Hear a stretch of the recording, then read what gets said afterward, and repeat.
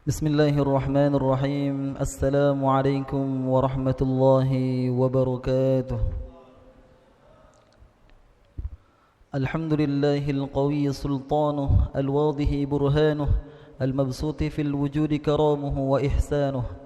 Ta'ala majduhu wa 'azuma shanuh, khalaqal khalqa li hikmah wa tawa 'alayha 'ilmah wa basata lahum min fa'idi ma fi qadarihil qismah.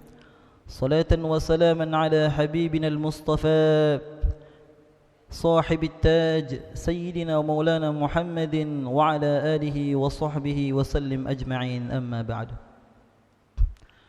Yang kami hormati segenap jajaran pengurus takmir Masjid Baitul Hakam, yang kami hormati pula tokoh agama, tokoh masyarakat yang hadir pada kesempatan malam hari ini, ibu-ibu, bapak-bapak, jamaah Masjid Baitul Hakam yang dimuliakan oleh Allah Subhanahu wa taala.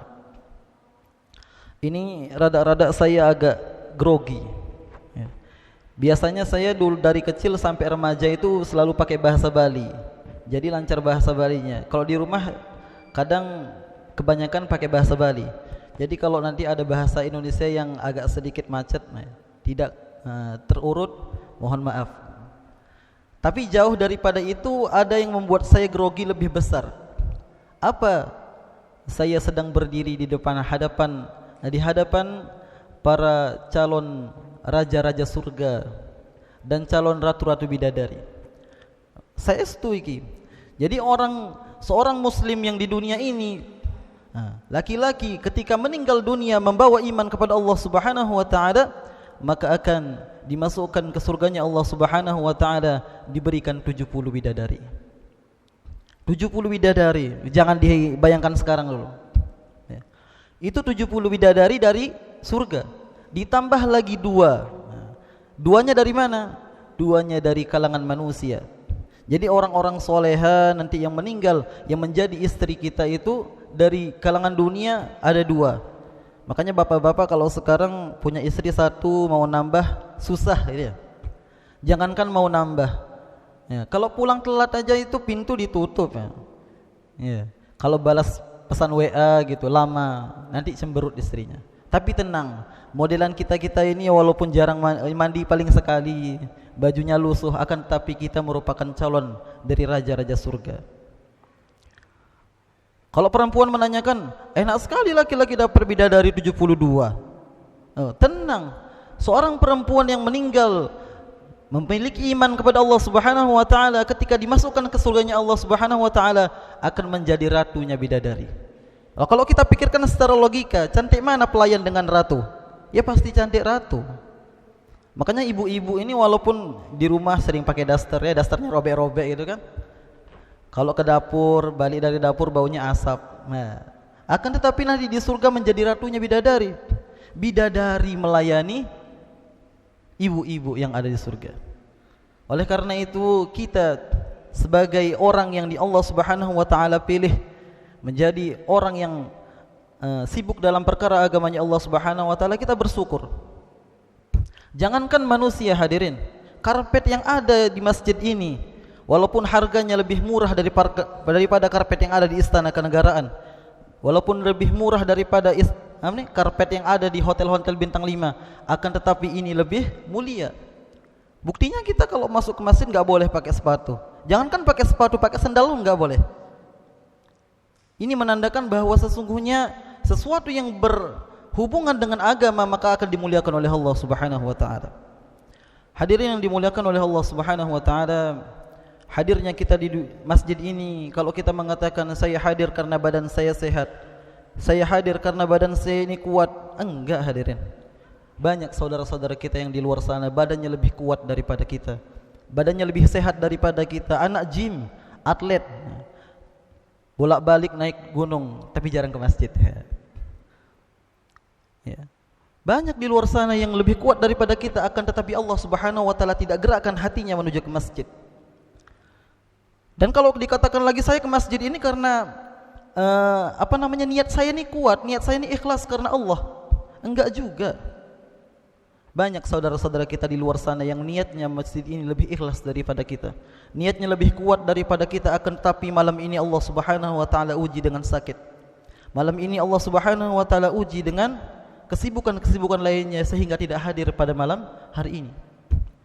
Makanya ketika kita mengatakan enggak cukup kita dengan badan yang kuat, dengan niat yang ikhlas kita ke masjid. Semua ini atas undangan dari Allah Subhanahu wa taala. Makanya kita bersyukur diundang oleh Allah Subhanahu wa taala.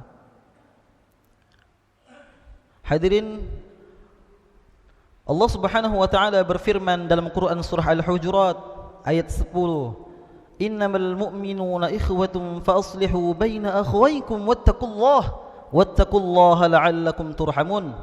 Sesungguhnya mukmin dan mukmin yang lainnya adalah bersaudara. Jadi saya dan jenengan semua ini adalah bersaudara. Memang kita tidak dipersaudarakan dengan darah, kita tidak dipersaudarakan dengan keturunan, akan tetapi Allah mempersaudarakan kita dengan kalimat la ilaha illallah. Tentunya sebagai seorang mukmin, seorang sahabat, seorang saudara, kita pasti memiliki hak daripada saudara kita yang lainnya. Apa hak-hak yang perlu kita tunaikan kepada muslim yang lainnya? Makanya Rasulullah SAW bersabda, "Haqqul muslimi ala muslimi sittun. Idza lakitahu fasallim alaihi wa idza da'aka fa'ajibhu wa idza istansahaka fansah lahu wa idza 'atasa fahamidallaha fasammithu wa idza marida fa'udhu wa idza mata fa'atba'hu." Rawahul Muslim. Yang pertama, hak kita sebagai muslim dengan muslim yang lainnya, idza laqitahu fasallim alaihi. Ketika kita bertemu dengan saudara kita sama muslim, fasallim alaihi, ucapkan salam. Afsus salam bainakum. Ya, assalamualaikum. Kalau kita tahu artinya ini, masya Allah, assalamualaikum, semoga keselamatan atasmu, warahmatullah, dan Allah Subhanahu wa taala merahmatimu, wabarakatuh, dan mudahan kehidupanmu senantiasa diliputi dengan keberkahan-keberkahan. Jadi kalau diartikan simpel itu seperti ini. Assalamualaikum itu bisa diartikan, wahai saudaraku, mudah-mudahan kau sehat selalu, panjang umur, rezekinya berkah, hidupnya penuh dengan rahmat. Apa rahmat? Rahmat itu kasih sayang, hidupnya senantiasa enak, itu menjalankan aktivitas itu secara enjoy, gak ada tertekan dalam kehidupan kita. Ya. Kita sesama muslim itu selalu mendoakan. Bahkan ketika kita sholat, selesai sholat, assalamualaikum warahmatullah, assalamualaikum warahmatullah. Pertama yang kita ucapkan, astaghfirullahaladzim li wa liwalidayya wa li ashabil huquqi wajibati alayya. Ya. Astaghfirullahaladzim, ya Allah, aku memohon maaf, mohon ampun kepadamu, wahai Allah. Kalau kita pikir itu aneh ya, salat itu merupakan amalan yang paling pertama dihisab. Jadi amalan yang paling tertinggi di Islam itu adalah salat. Kenapa kok kita nggak habis maksiat, kita nggak habis nyolong tetangga, nyolong mangga tetangga, kita nggak habis minjam sendal orang tanpa bilang?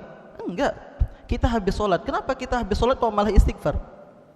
Ternyata kita istighfar itu bertujuan bahwa di dalam sholat kita itu mungkin banyak kekeliruan kita nggak tahu, makanya kita istighfar. Ya Allah, maaf, dalam sholat saya tadi saya ditakbir kurang khusyuk. Waktu takbir tadi keingatan sahur, ya Allah. Waktu takbir tadi keingatan takjil, ya Allah. Kolaknya belum tak makan, ya. Banyak di antara kita. Jadi kita istighfar itu untuk melengkapi kekurangan-kekurangan kita di dalam sholat. Ya. Li wali walidayya. Istighfar ini, wahai Allah, untuk diri saya memohon maaf. Dan saya memohon maaf untuk kedua orang tua saya, wali ashabil huquqi wajibati alayya, dan orang-orang yang berhak atas istighfar saya. Siapa orang-orang yang berhak atas istighfar kita? Guru-guru kita, saudara-saudara kita, tetangga kanan kiri kita, dan umat-umat muslim yang lainnya. Jadi kita sama mendoakan, saling mendoakan di antara kita ini. Allahumma ighfir lil muslimina wal muslimat wal mu'minina wal mukminat. Jadi saya doakan jenengan semua doakan saya. Makanya sangat aneh kalau di antara kita ini yang saling setiap hari mendoakan, kalau hubungan kita baik, doa-doa kita baik, pasti di antara kita tidak ada perselisihan. Kalau ada perselisihan di antara kita, wahai saudara, wahai jemaah sekalian, Kalau ada perselisihan di antara kita dengan umat muslim yang lainnya, berarti perlu dikoreksi. Pernah saya menjolimi dia, pernah saya memakan hartanya dia, pernah saya menindas dia. Kita perlu koreksi itu. Karena kita saling mendoakan. Kok bisa saling mendoakan? Dalam doa itu mudah-mudahan diampuni saudara saya, tapi kita sesama saudara itu kadang-kadang acuh tak acuh, enggak peduli gitu. Hak yang kedua itu wa idza da'anka fa'ajibhu. Ketika kita diundang maka datangi. Enggak peduli mau dapat amplop, enggak peduli mau dapat bingkisan, mau dapat souvenir, mau dapat kotakan. Kalau ketika ada undangan, kita wajib datang karena itu hak muslim kita yang ada pada diri kita. Ya. Bagaimana kita mau menghadiri undangan kalau di undangan kita tuh kadang aneh. Diundang manusia, diundang pejabat, diundang orang yang lebih besar pangkatnya dari kita, kita tuh pingin lama-lama gitu. Karena ujung-ujungnya nanti pingin dapat berkat, ya. Tapi kalau diundang Allah untuk terawehan, untuk sholat, pinginnya cepat. Itu bedanya kita. Tapi enggak apa-apalah, manusia. Hadirin yang dimuliakan oleh Allah Subhanahu wa taala, hak yang ketiga yakni wa idza istansahaka fansah lahu. Ketika saudara kita meminta nasihat kepada kita, maka nasihatilah. Nasihati dengan baik, tanya persoalannya bagaimana, kita berikan jalan keluar yang terbaik. Ya, khairul ashabi man yadulluka 'alal khair. Sebaik-baiknya pertemanan di antara kita adalah teman yang mengingatkan kita, membimbing kita dalam jalan kebaikan. Jadi kita milih teman itu perlu kita perhatikan. Kita milih teman, kalau kita lihat dia kita ingat Islam. Ketika kita ingat dia ingat masjid. Ketika kita ingat dia ingat akan kebaikan-kebaikan, akan sedekah, ya, akan infak. Ya. Jangan sampai kita ini seperti yang dikatakan Al-Quran, ya wailata laitani lam attakhidh fulanan khalila. Ya Allah, nyesel aku dulu temenan ambil orang iki, ya Allah. Ya. Jadi orang-orang itu nanti di akhirat ada nyesalnya. Karena kenapa? Karena dia salah pilih teman. Aslinya orangnya baik, tapi pergaulannya salah, akhirnya rusak. Oleh karena itu kita perlu perhatikan pertemanan di antara kita. Kita cari majelis-majelis yang senantiasa mengingatkan kita akan kebaikan-kebaikan, yang senantiasa akan menjadikan diri kita bermanfaat di lingkungan kita. Dan hak yang keempat, wa idza atasa fahamidallaha fasammithu. Dan ketika saudara kita bersin, hajim. Nah, setelah itu mengucapkan alhamdulillah, maka wajib bagi kita mengucapkan yarhamukallah. Jadi kita wajib mengucapkan yarhamukallah. Itu merupakan hak yang kita tunaikan atas muslim yang lainnya. Sebegitu kecil ya. Kalau kita lihat itu kan kecil. Perkara bersin itu kita disuruh untuk menjawab. Ya. Kalau kita teliti di dalam sains itu orang bersin itu mengeluarkan ribuan bahkan puluhan ribu daripada bakteri atau virus-virus yang ada di hidung, yang ada di pangkal hidung itu. Ya. Kita bersyukur, alhamdulillah ya Allah, saudara muslim saya ini yang awalnya mau sakit, akhirnya enggak jadi sakit karena kumannya berkurang. Ya. Sesuatu yang kecil akan tetapi sangat diperhatikan oleh Islam. Dari hak yang kelima yakni wa idza maridha fa'udhu. Kalau ada saudara-saudara kita yang sakit, maka kita dianjurkan untuk menjenguknya. Ya. Gak wajib kita menjenguk dengan buah. Gak wajib kita jenguk dengan uang. Gak wajib kita jenguk dengan roti, dengan susu. Ya, ya minimal kita wajib itu dengan doa kita jenguk saudara kita. Akan tetapi masa sih kita temenan lama mau jenguk cuma bawa doa kan enggak enak. Ya minimal bawalah. Dan sakit yang di sini itu bukan cuma sakit sekedar flu, demam, hadirin. Akan tetapi sakit yang di sini yang dimaksud ketika saudara kita mengalami musibah seperti banjir, tanah longsor. Yang sekarang viral-viral ini saudara kita yang ada di Palestina. Jadi kita berusaha doa, ya Allah, saya doakan Al-Fatihah untuk saudara yang di Palestina. Mudah-mudahan ya Allah diberikan iman yang kuat, disegerakan atas ujiannya. Saya enggak gak pernah ketemu dengan saudara kita yang di Palestina, akan tetapi saya, ya Allah, dengan doa ini mudah-mudahan Engkau pertemukan, mudah-mudahan Engkau kumpulkan saya dengan saudara-saudara yang ada di Palestina. Bisa saja kita awali, mungkin dengan ngaji, diawali dengan seperti itu. Al-Fatihah untuk saudara-saudara yang di Palestina dan yang lain sebagainya.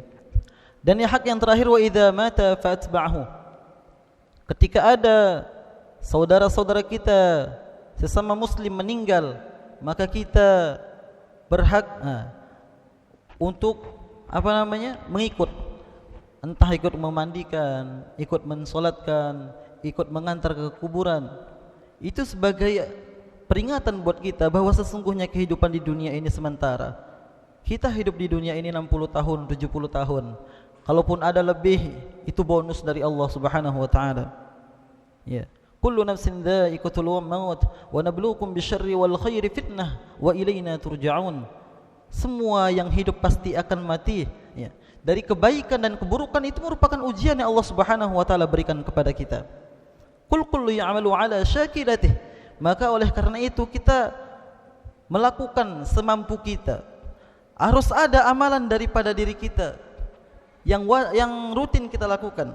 Kalau kita mengatakan saya ini enggak kuat kalau sholat malam, saya enggak kuat kalau berpuasa, sakit mah, ya. Saya enggak kuat kalau bersedekah. Minimal dalam kehidupan kita selalu berpositive thinking dengan saudara-saudara kita. Jadi kalau melihat orang bermaksiat itu jangan langsung marah, hadirin. Kita boleh membenci orangnya, kita tidak boleh membenci orangnya, kita hanya boleh membenci sifatnya. Karena itu merupakan saudara kita sesama muslim. Jadi setiap orang itu memiliki ujian masing-masing.